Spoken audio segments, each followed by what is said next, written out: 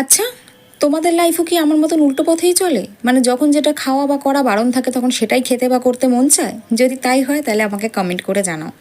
আজকে সন্ধ্যা থেকে জানো তো ভীষণ ক্রেভিংস হচ্ছিল রোল খাওয়ার জন্য, তাই একটা রোল খেয়ে বেরিয়ে পড়েছিলাম একটু হাঁটতে।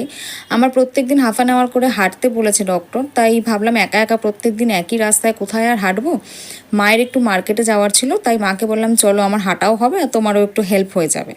তাই চলে গেলাম জগৎপুর মার্কেটে। যারা কেষ্টপুর বা বাগুইহাটি সাইডে থাকো তারা হয়তো অনেকেই এই মার্কেটটা চেনো। এটা ভীষণ বড় একটা মার্কেট, সব রকম জিনিস এখানে অ্যাভেলেবেল আছে। তো এই স্টোরে কিছু জিনিস নেওয়ার ছিল, তারপরে সেখান থেকে জিনিস নিয়ে চলে এসেছি আমরা একটা পাঁপড়ের দোকানে। এখানে ভ্যারাইটি কাইন্ড অফ পাঁপড় পাওয়া যায়, আমাদের বাড়ির জন্য পাঁপড় এখান থেকেই নেওয়া হয়। পাঁপড় নিয়ে তারপরে আরও যা সব প্রয়োজনীয় জিনিসপত্র নেওয়া ছিল সেগুলো নিয়ে চলে আসলাম মার্কেটের বাইরে। বাইরে রয়েছে না সবজি আর ফিশ মার্কেটটা, জগৎপুর বাজারের একদম বাইরের দিকে রয়েছে। তো সেখান থেকে মাছ নিয়ে তারপরে বাড়ি চলে আসলাম। বাবাই।